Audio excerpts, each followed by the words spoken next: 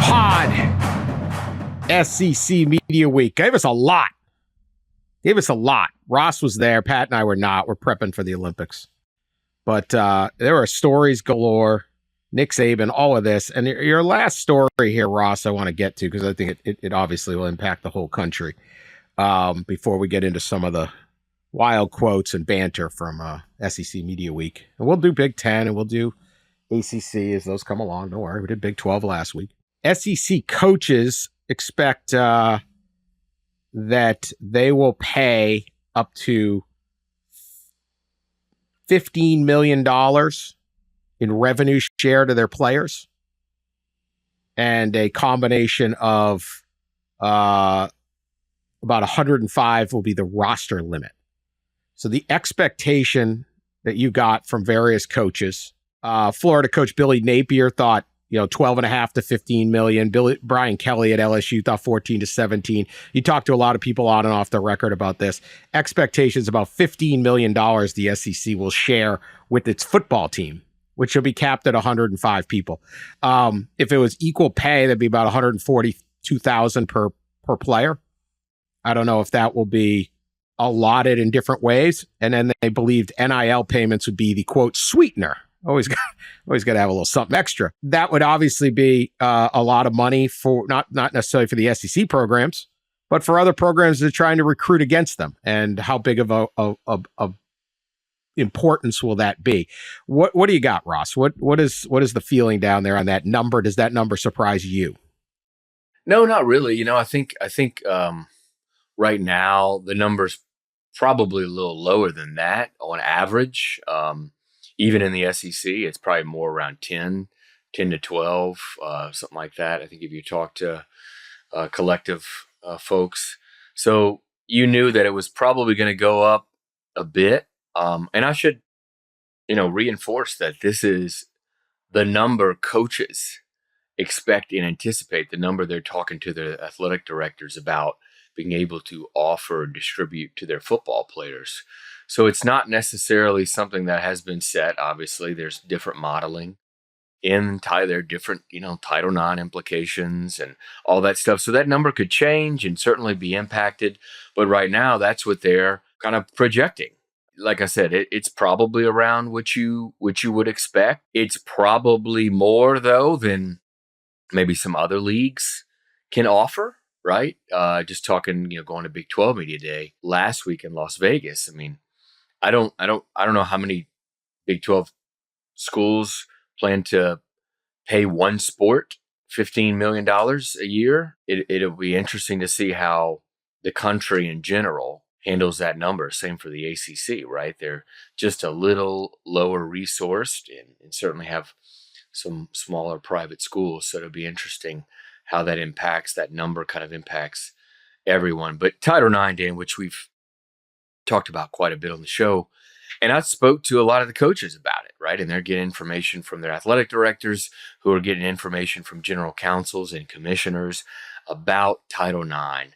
And I think the bottom line on Title IX and its impact here is that there probably isn't going to be some one overall guidance released to schools.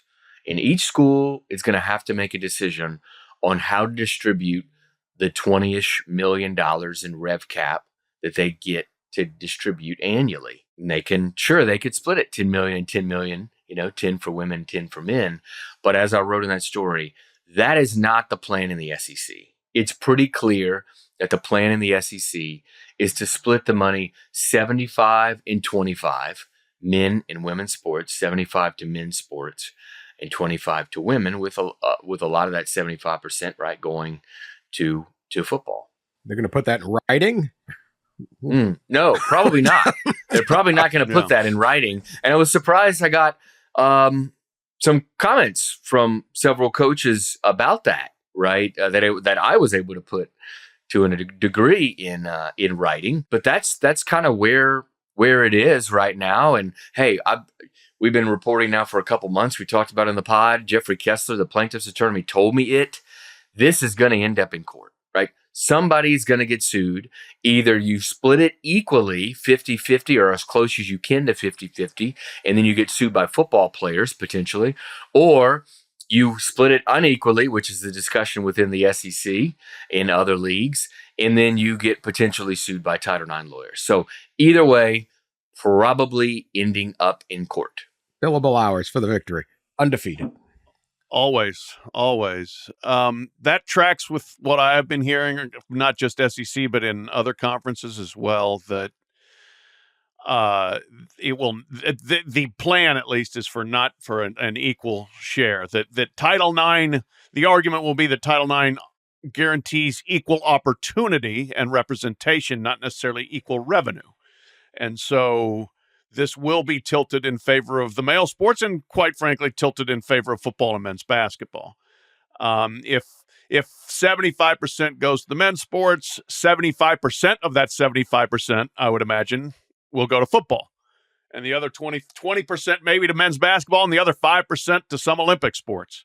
And then on the women's side, they'll take their 25% and divide that up as they see fit, with probably women's basketball getting most of that. And then, your volleyball, your softball, that sort of thing, depending on the school, depending on the emphasis, depending on the star power of your players there, dividing that up. But those are similar percentages to kind of what I had been told. And, I think the question then becomes, how much is NIL on top of that, or the collectives putting in on top of that? I mean, Ohio State likely spent, not itself, but its collectives, to retain the roster that it did from last year is more than $15 million. I guarantee it.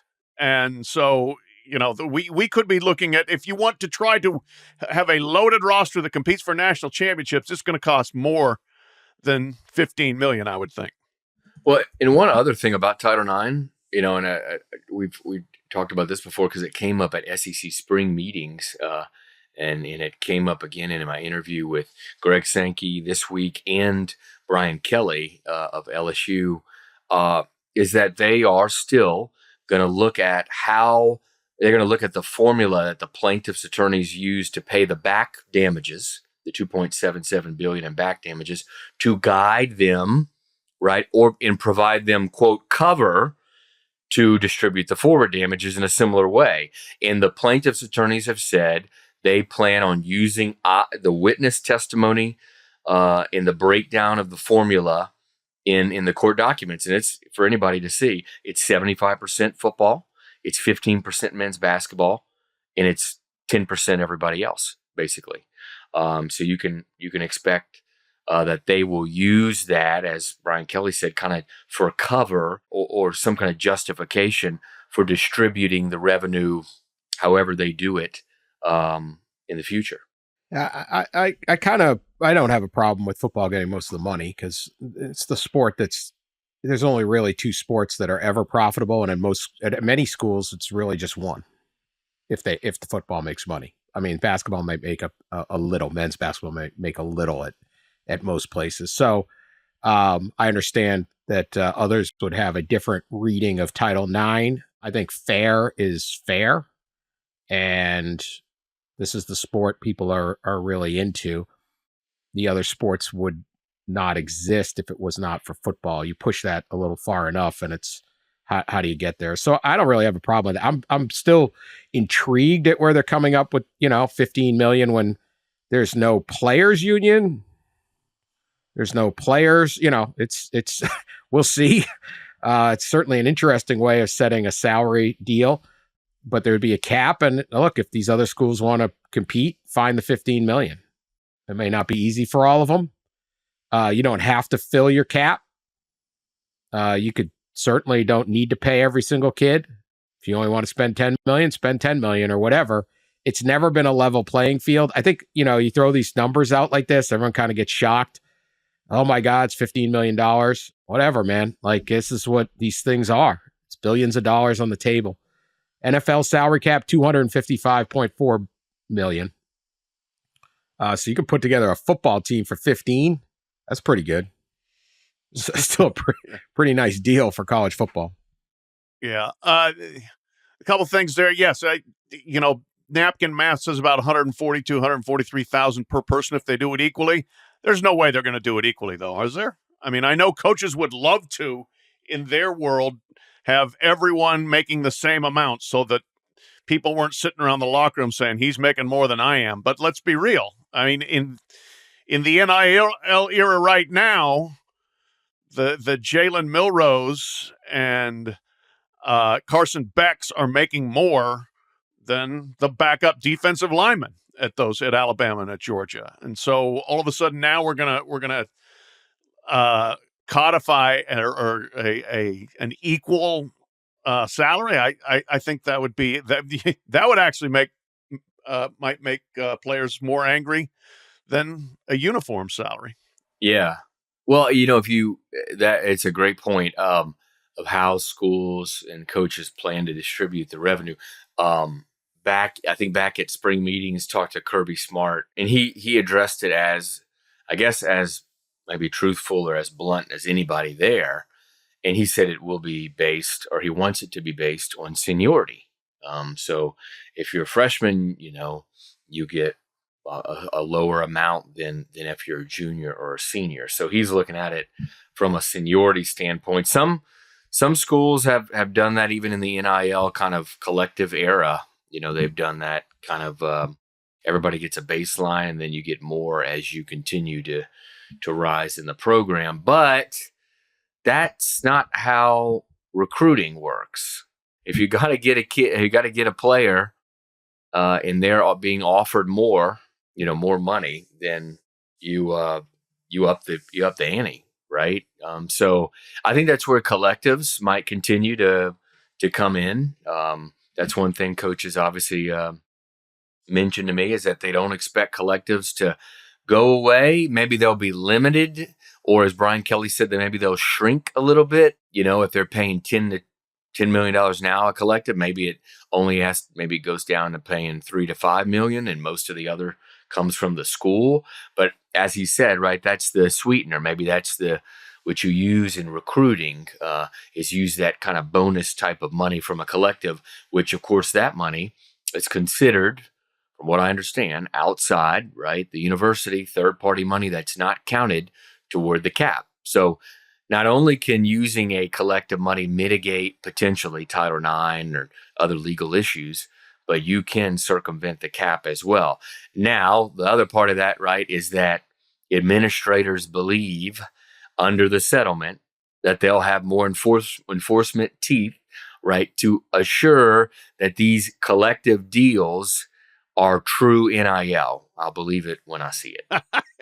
Pardon me while I laugh at the idea of enforcement teeth. No guardrails. No guardrails. The bag man lives. I mean, that's right. At the end of the day, yeah. At the end of the day, there will be no guardrails. I will be proven correct on this. Well, what Ross said is absolutely correct, that true you NIL. can set a salary, but if there's a competitive marketplace, the one time when an athlete, has the leverage as well, yeah, you want me to sign your letter of intent, but it's state U, but Tech is offering me $50,000 more. What are you going to do? And even market size matters. Just naturally, market size matters. You play for Texas. If you play for the New York Yankees, it's a bigger deal than if you play for the Kansas City Royals. That's how the world works. The Lakers, they got every summer game on national television, mainly because of Bronny. But the Lakers are a bigger deal than the New Orleans Pelicans. It's just like, how would you can't. They're never going to get them. All right. Interesting development. We'll continue to monitor, but we got way too many people talking absolute crap about each other in college football right now. And that's really what we're about. That's our wheelhouse. That is our wheelhouse. So, Ross, as I see it, there were two kind of theories that came out of two kind of questions before we get to Saban and his many questions. But that kind of emerged from looking in at SEC Media Day from afar. And it's kind of weird because I was a little wistful that I wasn't there, even though I really know that if I was there, I'd just be sitting in this ballroom listening to these guys drone on. But will Texas run the SEC? Okay. They ain't even playing a game. That is a great, SEC Media Day topic. Fantastic SEC meeting. Will Texas run the SEC? First off, on the field, didn't run the Big 12. Oklahoma did. But hey, we know Texas, no, the potential knows no bounds. They could join the NFL and they'd say we're going to run the NFL. They're like the Cowboys, right? It's the same people. Texas fans, Cowboys run the NFL. They ain't done in 40 years. Yeah. But other than that, can Texas run the SEC? Let's start with that one. Pat, your thoughts? Ross, your thoughts? Yeah, according to Nick Saban, they ain't running this conference, as he said on SEC Network. I think that was the most viral kind of clip. Saban met with us one-on-one, which I know we're going to talk about a little later. One of the things he said was, I don't want to be controversial. And that was certainly one of his viral kind of controversial type of statements over media days. When we talked about my trip to Austin, right, when they had the welcome party, and that was a part of the story, is that Texas coming into the SEC, how will they handle being in meetings, right, where they're not by far, as far as resources, right, and all that stuff, they're Texas A&M, Alabama, maybe even Georgia, even LSU. I mean, they're all right there clustered up, and you didn't have that, right, in the Big 12. Texas was distant, so much distance resource-wise between them and everybody else, even though, as Pat mentioned, it didn't necessarily help them at times on the field. But in the meeting room, for legislative issues and policy issues, they did get their way in a lot of times. And I think something like Horns Down, right, is a good example of that. That's not happening in the SEC. I think that's been made clear by everybody. The distance between Texas and the other top schools in the league is definitely not what it was in the Big 12. Until they earn it, they're all hat, no cattle, despite the horns on the side of the helmet. And they may earn it. They may prove themselves quickly. They're certainly going to win SEC championships in sports, multiple sports, right away. But football, where it matters most, they definitely still have some earning and some proving to do. Going in and winning in Tuscaloosa last year was huge. Going to the playoff was huge. But it's a whole different backyard now. And yes, the SEC, as we've said before, is kind of as cutthroat as it is. They're kind of view each other largely, I think, as equals and compatriots. And they will try to gouge each other's eyes out, but they will also close ranks around the conference as a whole. And I don't think they would take kindly at all to having somebody, especially a newcomer, come in and say, well, this is the way we need it. So, let's legislate things this way for our benefit. So that is not going to happen unless or until Texas can prove that it can walk in and dominate the SEC, which I don't expect, because nobody really, even Alabama had certainly dominated, but even then, LSU won some national titles. Auburn was in the championship game. Georgia won back-to-back. So there's enough broad power, influence, and success to make it so that nobody is the one and only big dog. So that leads to the second question that I heard come out, and then we kind of wrap it back into the other one, was Kirby going to be the next Saban? Saban's retired, and now it's Kirby is the new Saban. Now, Kirby Smart, still a young man, has won 2 national titles. The program is absolutely rolling and all of that. However, let's not minimize what Nick Saban was able to pull off. 7 national titles, all in the SEC, 1 at LSU, 6 at Alabama, but year in, year out, just utter dominance inside the league. I think he was 116-14 inside SEC play, after not discounting his first year. After his first year, 116-14. All these SEC, he was able to maintain it for a very, very long time. So I discussed this on the Kings of the North podcast with Doug Murray, and we were talking about this. And could this even be possible anymore considering it's the new era of college football. As great as Saban was, and look, if Saban's 56 right now, maybe he could pull it off. But we're talking about a salary. We're talking about NIL. We're talking about transfer portal. We're talking about Oklahoma and Texas now in the league. We're talking about an expanded playoff where you don't have to be perfect to get in the playoff, and you don't need to be perfect the entire year to win the national championship. I think one of the things Saban was great at is he, first off, loaded up on so many recruits that on day one, that program was operating near maximum capacity, and hence you can go 13-1 or something like that. Nowadays, you don't need to do that. You can drop a couple games, still make a playoff, and get going. I've used this example, I think, here, but I use it elsewhere. This Michigan team this year, right? Top 5 defense, loaded on defense.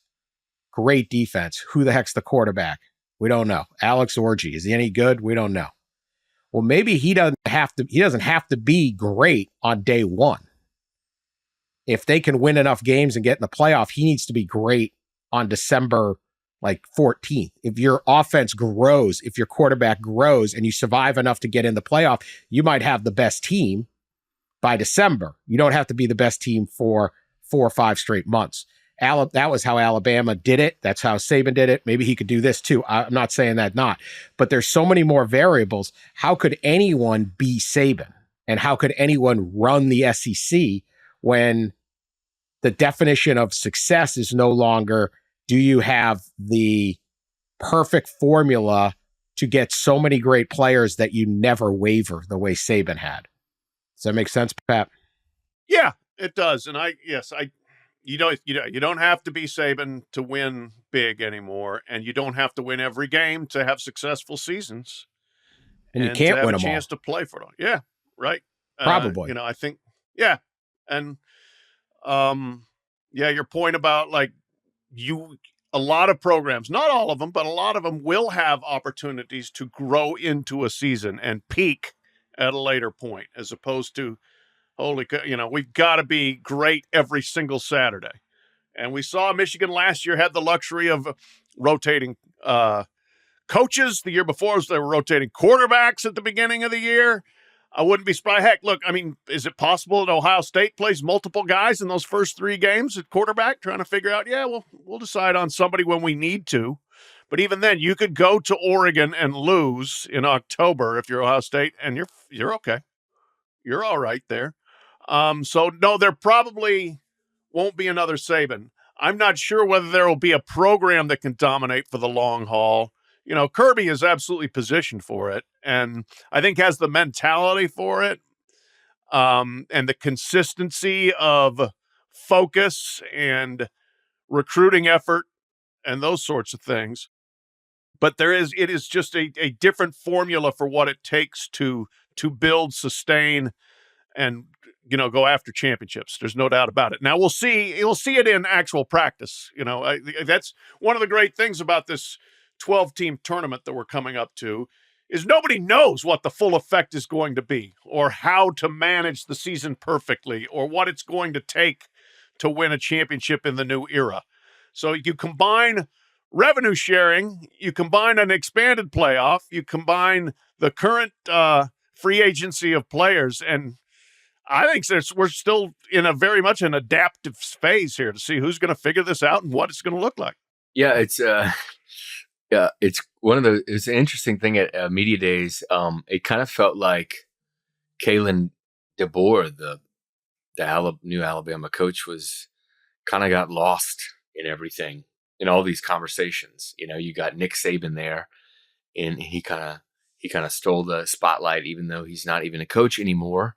And then Kirby, and this talk about Kirby and the next Saban, and silently and quietly and very kindly, Kalen DeBoer just kind of maneuvered through media days after his commercial flight into media days.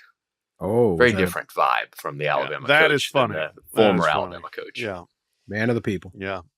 There you go. Man of the people.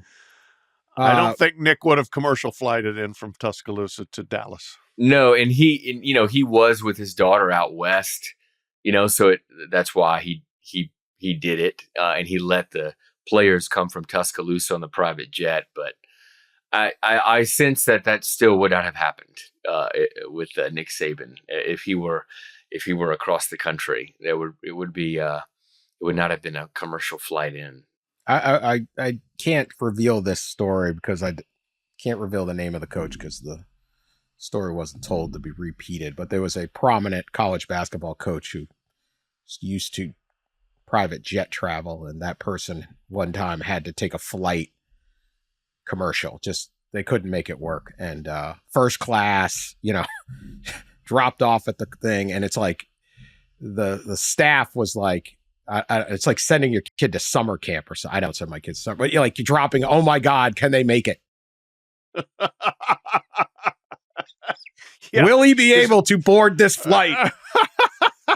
Can he go through security by himself? Can he get on the plane? Yeah. It was the nerve wracking. Is he going to flip out? The whole thing. Because he does not have his private jet. He has to fly first class in a commercial flight. Can you get through the airport? I don't know. And it was much tumult. Maybe the staff was overreacting. Maybe not. I don't know. But it was very, very funny. I'm like, I think he can do it. I think he can be able to do it. It's not... Hey, I flew with Charlie Baker, NCAA president, on a commercial flight back in January. He's lugging his own, carry-on bag, putting it up. Help some other woman get her bag out. Talk about a man of the people. It's not that hard. It's not. Yeah. I mean, it sucks. It's really not. But it's not hard. But not first class. Sit there and shut up, coach. You got this. These are coaches. It's not royalty. Even then, make those guys go. All right, two other things with Kirby. One, he made there was a lot of side swiping, a lot of passive aggressiveness at SEC Media Day. Made a crack. He met Phil Knight. This year we took Nike, who we've had a great pleasure of meeting Phil Knight and his wonderful wife Penny. Smart said, this is on 3. I guess he said the thing. And I wish I could get some of that NIL money he's sharing with Dan Lanning, the Oregon coach, of course. But that's another note. Is Georgia broke, Ross? What is going on? He doesn't. Poor old Georgia. I don't think so. I don't think that Georgia is broke. I do think that, I think it's been reported, I don't remember by who, about Phil Knight and what he is leaving behind, the hundreds of millions, maybe even billion. I think that the number may have even be like 1 billion or up that he's leaving behind to pay for Oregon. Of course, I'm saying all this, and I need to Google just to make sure what. Billion, but, trillion. But I'm assuming that's what Kirby Smart saw. Moves on. Moves on. As Dan's euphemism was. Yeah. Live forever, Phil. Live forever. Yeah. And I'm assuming that story, which came out like a week or two ago, I'm assuming that's what Kirby Smart saw. But no, Georgia is not poor. In fact, visited their collective a couple months ago or so, and they pay out over $1 million a month to their football roster. It's over 13 million per year. So not broke, no, Dan. Kirby is saying he needs some rich dudes in Georgia to get on with dying. That's what he's saying. If you really love the dogs, you just die and let me get at that will. Put us in the will, die. Thank you. Put us in the will and move on, please. Move on. We'll bury you next to the Uga graveyard. What? Maybe put them under that's how you get out. That's how you get in right there, right in the hedges. I don't know. All right. One more, that collective, it is paying out a lot, but it's taking money back. The issue of the Georgia players speeding all over town, epidemic of bad bulldog driving. I mean, like I said, these guys are all from Dawsonville, right? Nice, the Elliott family up there or whatever. A lot of NASCAR, but they're driving around Athens. And they're speeding and they're getting arrested. And we've had deaths. We've had arrests. We've had crazy. It's just terrible, terrible story. And I know because you're not allowed to say anything because he's winning. I would care greatly if I was an Athens resident, but hey, go Dogs. But Kirby's kind of echoing what Coach Gundy had last week about, hey, man, these guys are getting paid. And he said, I don't necessarily think it's right to go down to the town square and publicly shame kids when that happens. This is just off-field issues in general. They go through a lot, and there's a lot of remorse from these young men who made mistakes. Our job is to educate and continue to grow these young men. Everyone wants to know what game and are they suspended. That's probably not the most important thing in terms of discipline and culture that we've got to experience. He said that the Classic City Collective has been fining players who have had issues. Our Classic City Collective for over a year has been substantially fining guys for those things. That's not something that's new. That's something that's been going on outside my jurisdiction that they decided to implement. They've done for a considerable amount. And he said there's been over 6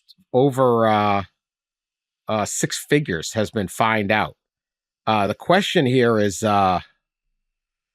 there's more. Is there more incidents we don't know about? All of that, but your thoughts on the fining of nothing that they're doing is working. That's my main thing. I know they want to stop it. I don't think they're terrible people, but it's not stopping. So I don't know, Pat. What do you? Yeah, no, that's the point. Is whatever disincentives have been applied, whether it's low-profile suspensions, whether it's fines via the collective, where you're now outsourcing your player discipline to the collective, so you don't have to be the bad guy.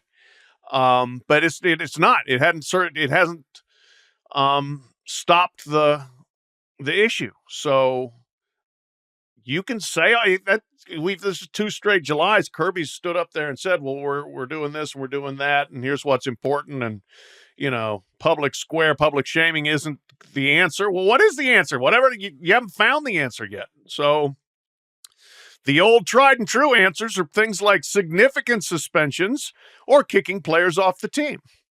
But we'll see. Kirby doesn't seem to want to go there. There's several collectives. I think we talked about it before, like on the pod. They're withholding.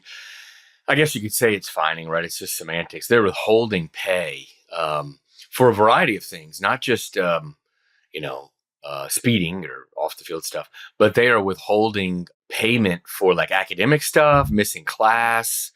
They've been doing that. A lot of collectives have been doing that over the last year or more. It's good that Kirby and other coaches are now discussing it. But remember, I think it was the last show we talked about this. When do we get to the point where disciplinary action is going to be financial for schools or collectives? And it soon in the era of revenue sharing, it's probably going to be, we're probably going to see that in contracts with schools that when they start being able to directly pay players next fall. Yeah. I don't know. This is a trend. The coaches will love this if they can pass it off on somebody else. Collectively bargain, and then they can. But I don't know. Please slow down, everybody. Yeah. Georgia Bulldogs and others. Everyone slow down. All right, we'll be back right after this with more after this break. All right, one other little subtle shot, not so subtle shot, whatever. SEC Commissioner Greg Sankey, dear leader, he went on Matt Hayes' show, Jacksonville Radio. Quote, Georgia was one of the best 4 teams last year and didn't get in the playoff. Since Georgia was one of the best 4 teams and didn't get in. Obviously, this was this debate between Alabama, Georgia, and Florida State. But you didn't see us jumping up and down and complaining and hanging national championship banners. Now, obviously, the debate came to Florida State, Alabama, Georgia. There was three contenders, 1 spot. Do you take the SEC champion, Alabama? Do you take the undefeated but quarterback injured Florida State Seminoles? Or do you take Georgia? There's probably the best team, but lost the SEC championship. There were 3. Only one could go. Alabama got it. Florida State definitely made a ruckus, to say the least. I don't know that they hung a championship banner, if they did, but thoughts on this? SEC taking the high road? Like, what is that? Was he going with? What do we got here, Pat? Yeah, that was cute, I thought, on a couple of different levels. Cute. It sure doesn't sound like the SEC is anxious to cozy up or cuddle up to Florida State, does it? No. I mean, Florida State's looking to get out of the ACC. More reason to believe the SEC is not the landing spot. So, he's subtly taking shots there. The problem with Sankey saying Georgia was one of the 4 best teams and didn't get in, you go take out your SEC champion, which was the 4th seed, which was Alabama, and put them in. You're not getting 2 in there because guess what? Texas beat Alabama at Alabama. Texas earned its spot. Washington earned its spot. Michigan earned its spot. The only controversy was number 4, and that's your team. So it's, this is like when Dick Vitale would name off 73 teams that should have been in the NCAA tournament, even though there's only room for 64. Somebody's got to go, and Alabama would have been the team to go. So, I'm not really buying that logic there. But the shot at FSU, which at least that's the way I interpreted it, was pretty cute. Yeah, I saw that from Radio Row. It certainly caused a little buzz throughout the main room as Matt Hayes tweeted that out from the live radio spot. Greg Sankey has not been subtle at sometimes taking shots at other conferences, whether it's the Big Ten in their expansion and how it's gone from coast to coast, or the Big 12 in its private equity and naming rights discussion, or now the ACC in its complaints. Rightfully so, it should have complained about Florida State not getting in the playoffs. So he's not been subtle about kind of poking and prodding each league. So one thing, I mean, that the number, I don't care anyone hangs the national championship banner. It's either legit or not. There's so many garbage national championship banners out there. Whatever, do whatever the heck you want. I'm not offended. I don't know that there was a championship banner. Yeah, the last year's thing was just the perfect storm of the problem was they hadn't expanded the playoff. That was it.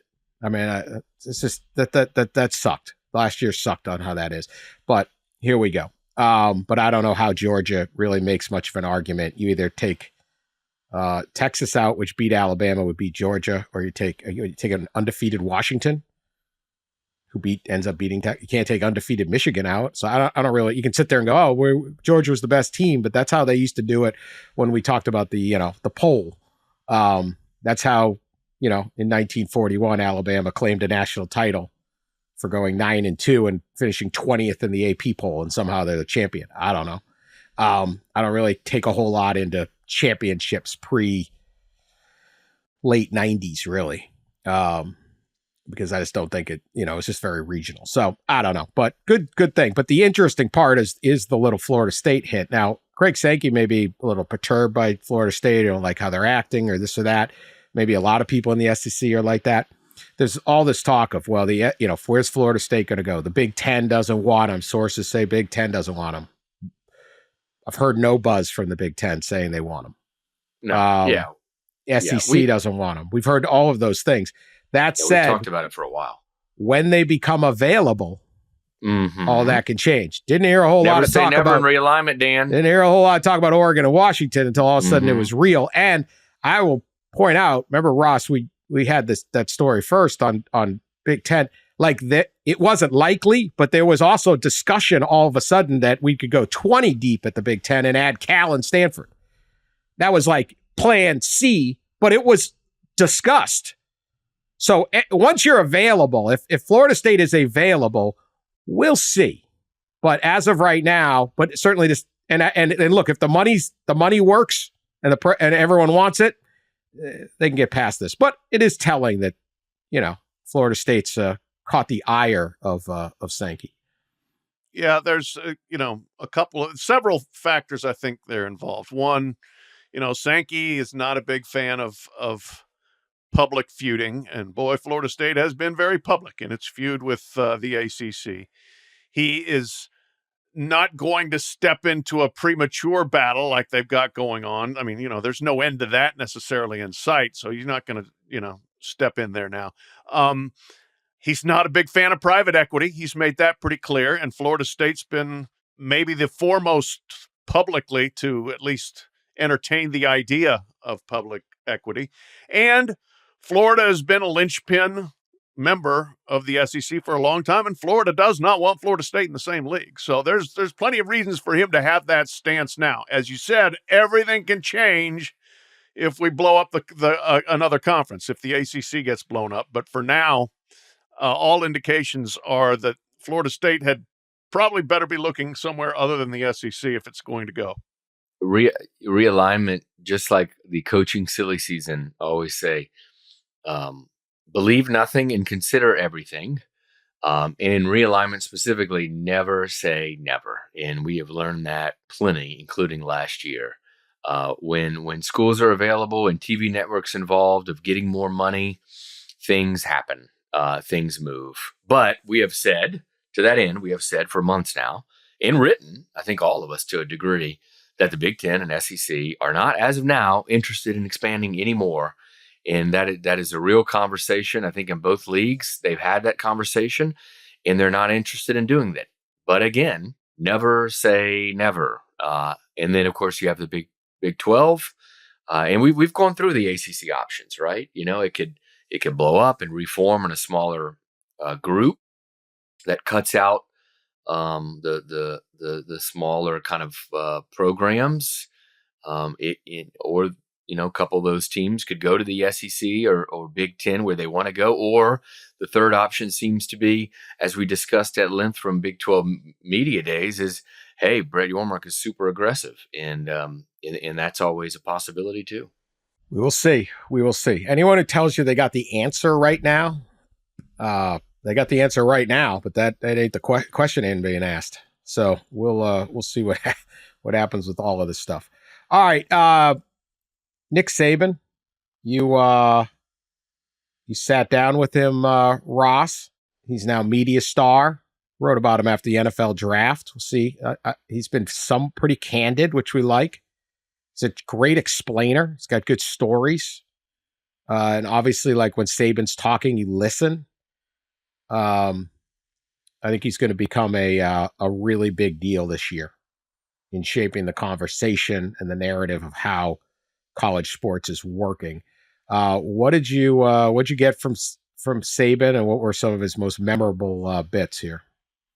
Yeah, it was interesting. Every year at media days, for 10, 15 years, maybe more, Saban sat down with a group of about 10 to 15, usually national, regional reporters before he took the main days at media day. And he did it again, even as a broadcaster, no longer a coach. There were about 10 of us that gathered with him and just discussed mainly his new role, discussed revenue sharing coming into college athletics, all that stuff. So I think there were some interesting points. One, about his broadcasting role.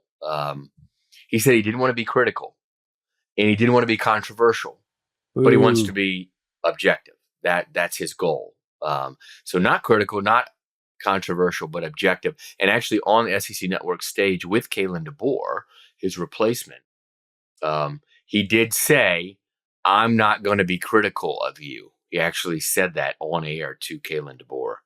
So that's interesting. Gives you a window into his broadcasting plans, mentality when he's on the set. See if he can contain himself.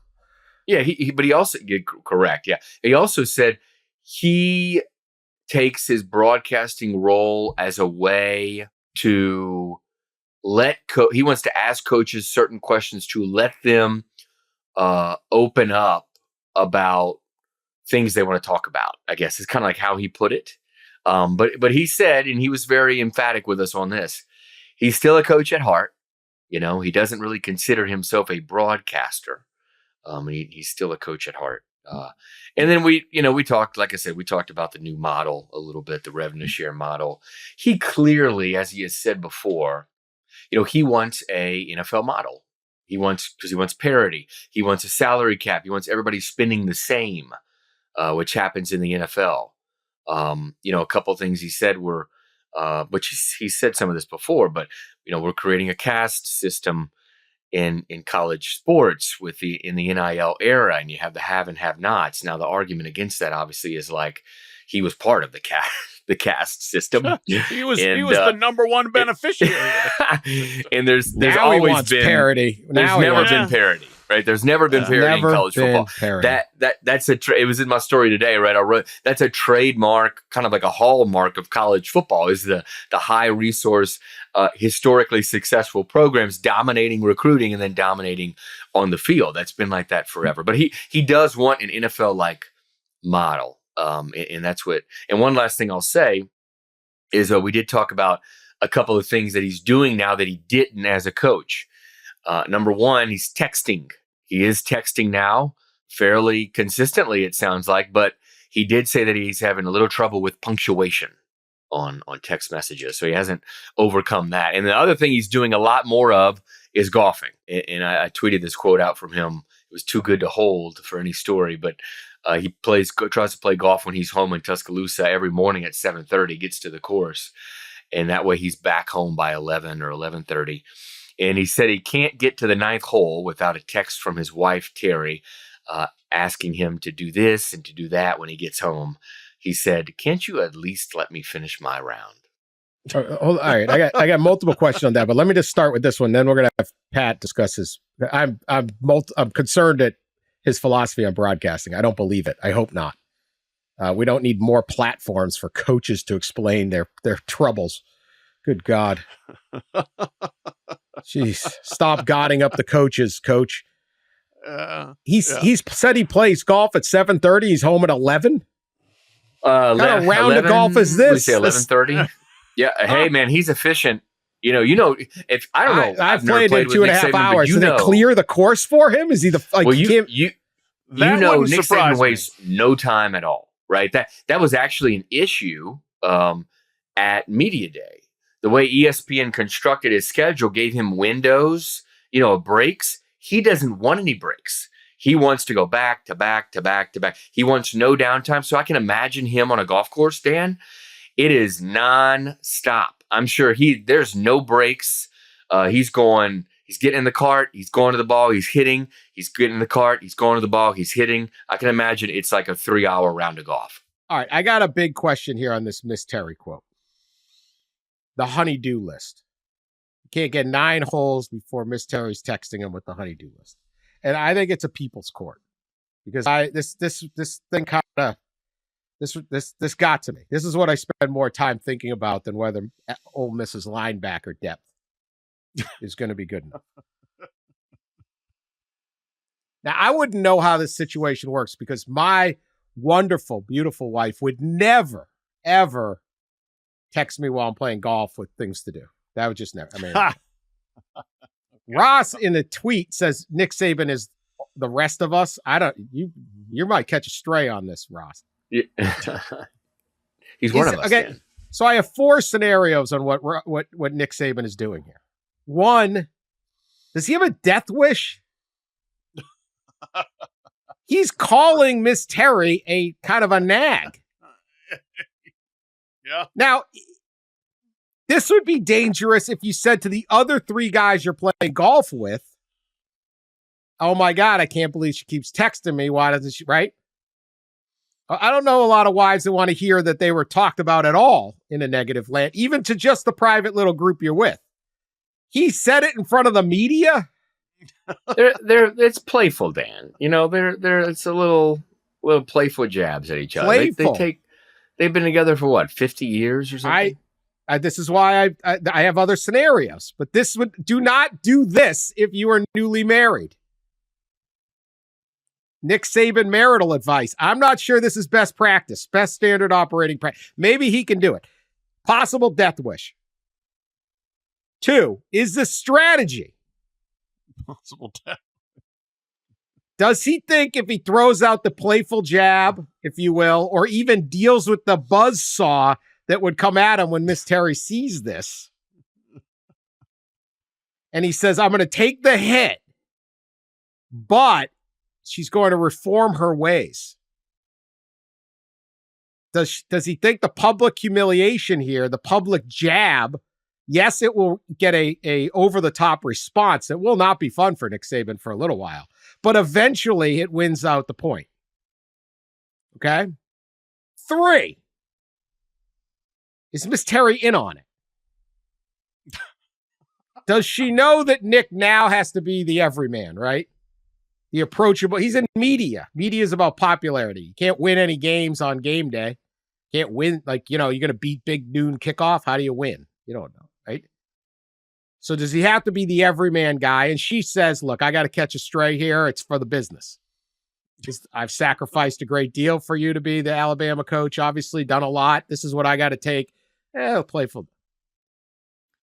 Or 4, is this just the act of like the most beta husband ever? And Miss Terry actually wants it out there that when she pulls that chain, he comes to heel. Because what to-do list does Nick Saban really have?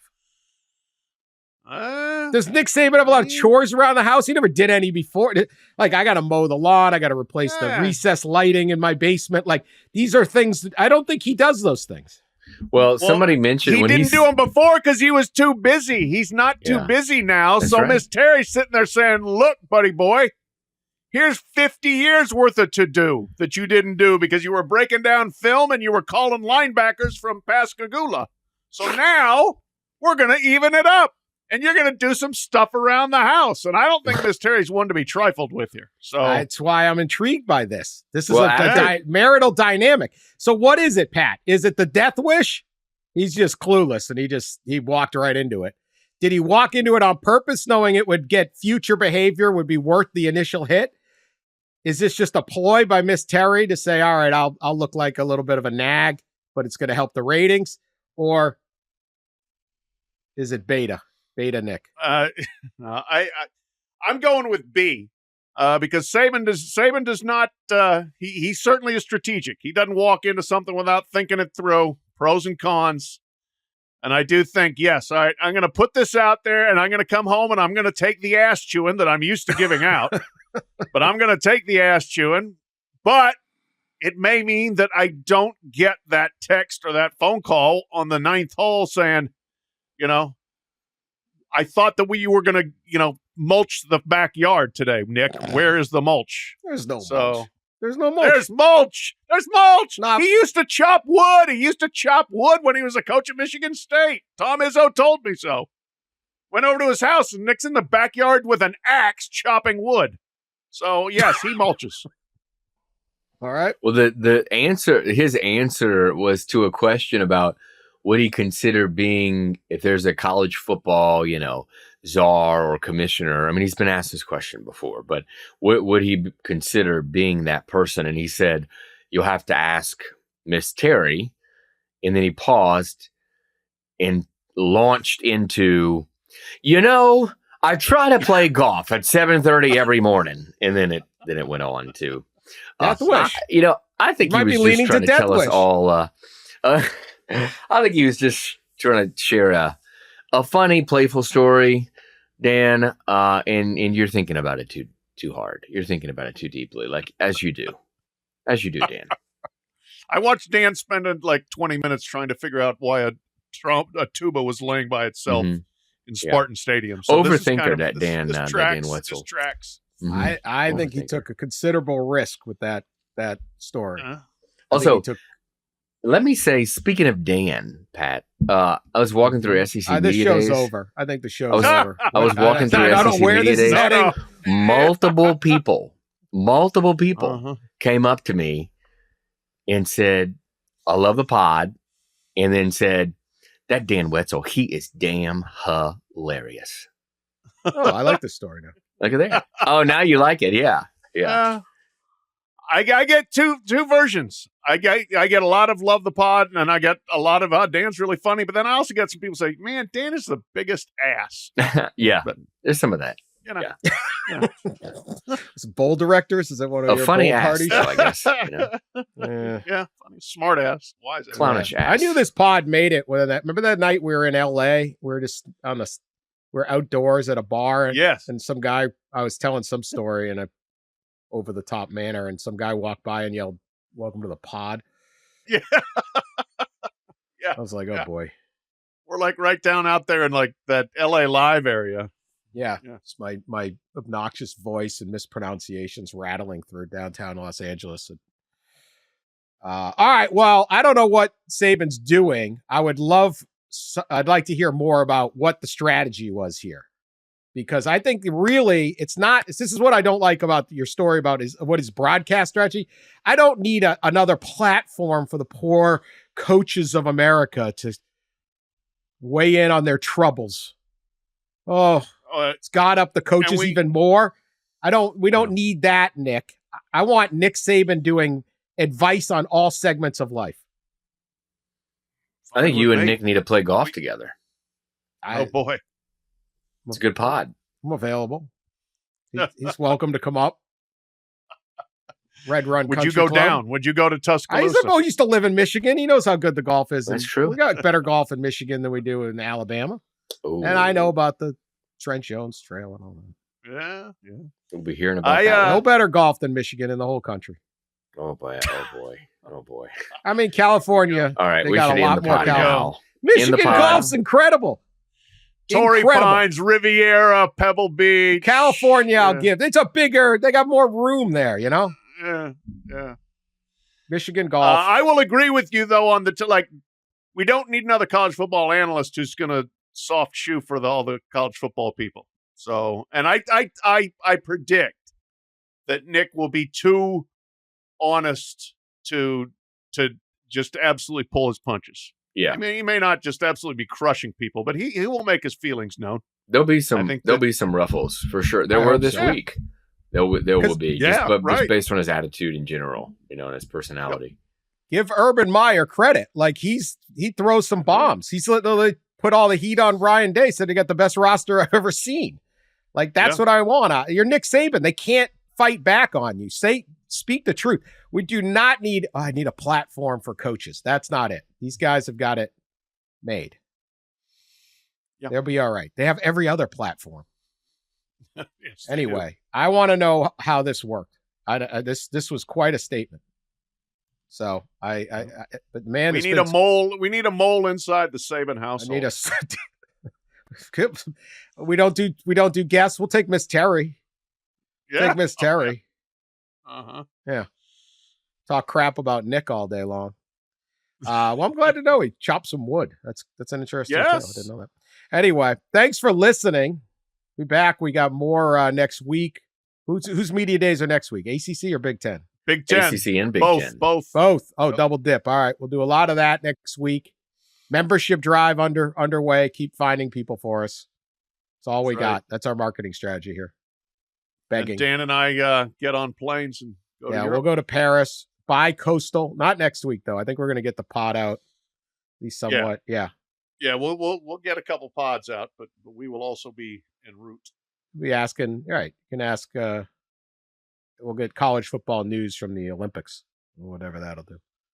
Anyway, good times. Appreciate everyone listening. We will talk to you later.